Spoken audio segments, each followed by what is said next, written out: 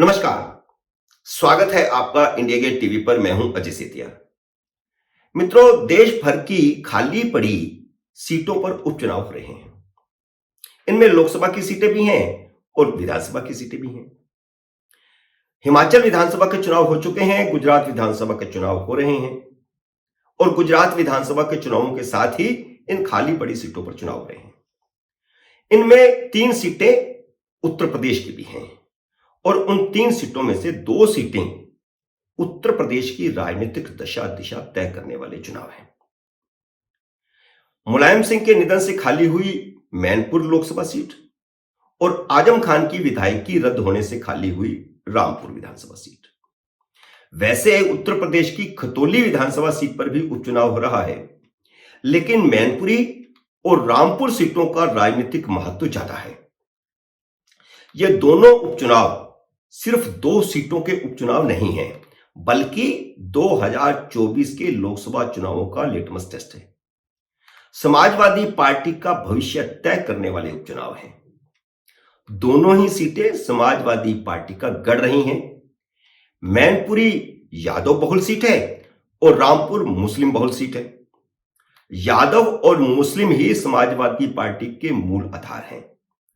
Bharatiya Janata party अगर इनमें से एक सीट भी जीत गई तो समाजवादी पार्टी का अगले लोकसभा चुनाव जो 2024 में होने वाले हैं, जिसमें अब 1.5 साल ही बाकी पड़ा है, और बल्कि 5 साल बाद होने वाले 2027 में होने वाले विधानसभा चुनाव में भी भारतीय जनता पार्टी के विकल्प बनने पर सवालिया निशान लग जाएगा।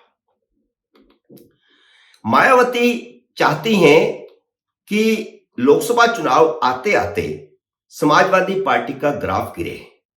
वैसे इससे पहले रामपुर की लोकसभा सीट और आजमगढ़ की लोकसभा सीट हारने के बाद समाजवादी पार्टी का यूपी में ग्राफ गिर रहा है, लेकिन मायावती चाहती है कि यह सिलसिला जारी रहे ताकि जनता में, खासकर मुसलमानों में यह धारणा बनने लगे कि समाजवादी पार्टी भारतीय जनता पार्टी को नहीं रोक सकती। ना तो 2024 के लोकसभा चुनाव में समाजवादी पार्टी मुकाबला कर पाएगी और ना उसके बाद 2027 में भाजपा का विकल्प बन पाएगी। अगर यह धारणा बन गई तो समाजवादी पार्टी के साथ गया मुस्लिम वोट बसपा की तरफ लौटना शुरू हो जाएगा। असल में यूपी का मुस्लिम फ्लोटिंग वोट है। कभी वह सपा के साथ जाता है, कभी वह बसपा के साथ जाता है। मुस्लिम वोटरों को जब लगता है कि बसपा भाजपा को हरा सकती है तो वह बसपा के साथ चला जाता है। जब उन्हें लगता है कि सपा भाजपा को हरा सकती है तो वह सपा के साथ चला जाता है। 2022 के विधानसभा चुनाव में हमने देखा कि मुस्लिम वोट सपा के साथ चला गया।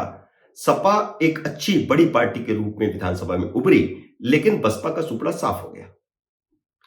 अब अगर बसपा की तरफ मुस्लिम आता है तो अगले लोकसभा चुनाव में एमवाई गठबंधन की जगह पर मुस्लिम दलित गठबंधन बन सकेगा।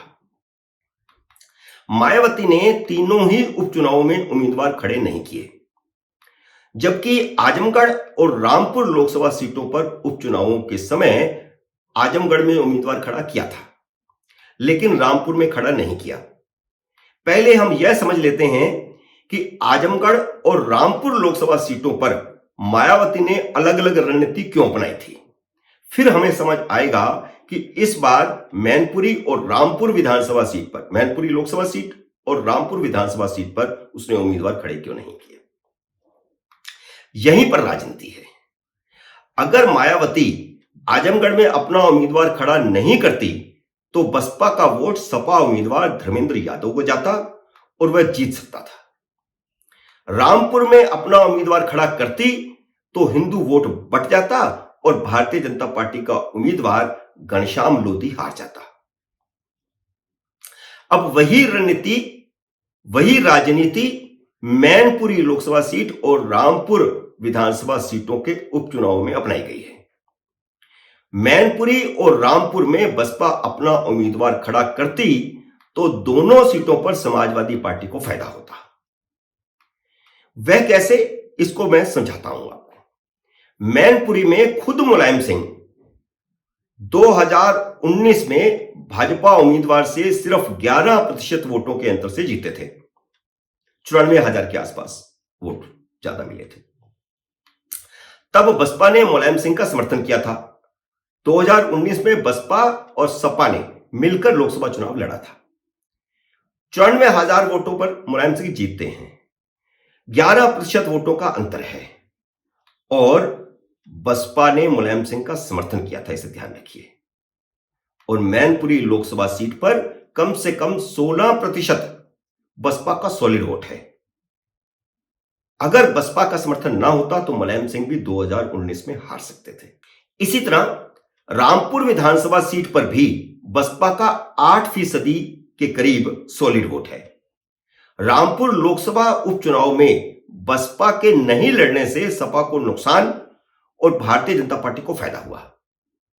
अब यही पैटर्न विधानसभा उपचुनाव में भी रह सकता है, यानी रामपुर के विधानसभा चुनाव में भी यही पैटर्न रह सकता है। पार्टी को लगातार मिल रही हार अखिलेश यादव के लिए खतरे की घंटी है। 2012 में अखिलेश यादव के सीएम बनने के बाद समाजवादी पार्टी 2014 का लोकसभा चुनाव हारी, 2017 का विधानसभा चुनाव हारी, 2019 का लोकसभा चुनाव हारी और 2022 का विधानसभा चुनाव भी हार गई। हालांकि बसपा का तो समाजवादी पार्टी से भी बुरा हाल हुआ, लेकिन लोकसभा चुनाव की दृष्टि से देखें तो सपा के सिर्फ 3 सांसद चुने गए थे, जबकि बसपा के 10 सांसद चुने गए। भारतीय जनता पार्टी अखिलेश यादव को लगातार 4 बड़े झटके तो दे ही चुकी है। इन झटकों से अखिलेश के समर्थकों, खास तौर से यादव लैंड में सपा के कार्यकर्ताओं का मनोबल गिर रहा है। मायावती भाजपा को जिताने में मदद नहीं कर रही, जैसा कि मैंने पहले आजमगढ़ और रामपुर का बताया, और अब मैनपुरी और रामपुर विधानसभा सीट पर जो रणनीति मायावती ने अपनाई है, ऐसा लगता है कि वह भाजपा की मदद कर रही है। लेकिन वह भाजपा को जिताने में मदद नहीं कर रही, बल्कि समाजवादी पार्टी को हराने की रणनीति पर काम कर रही है, ताकि 2024 से पहले यूपी में यह धारणा बन जाए कि सपा भारतीय जनता पार्टी का मुकाबला नहीं कर सकती। इससे होगा यह कि भाजपा विरोधी वोट भाजपा को हराने के लिए मायावती की तरफ देखने लगेगा। भाजपा कन्नौज, आजमगढ़ और रामपुर जैसे सपा के गढ़ तोड़ चुकी है। मैनपुरी उसका आखिरी किला है। अगर वह भी टूट गया तो मायावती का रास्ता खुल जाएगा। मित्रों, यह है मायावती की रणनीति और इससे फायदा भले ही भाजपा को हो रहा है, लेकिन ज्यादा नुकसान समाजवादी पार्टी का हो रहा है। लेकिन मायावती लंबी दौड़ का घोड़ा बनने की कोशिश कर रही है। वह चाहती हैं कि समाजवादी पार्टी का ग्राफ गिरे, तभी बसपा का ग्राफ ऊपर आएगा। मित्रों, उम्मीद है मेरा यह विश्लेषण आपको पसंद आया होगा। इसे लाइक करिए, शेयर कीजिए, और अगर आपने मेरे YouTube चैनल को अभी तक सब्सक्राइब नहीं किया तो कृपया सब्सक्राइब कीजिए और घंटी का बटन भी दबाइए, ताकि जैसे ही मेरा नया वीडियो आए आपको सूचना आए। मेरे नए वीडियो का करिए इंतजार। तब तक नमस्कार।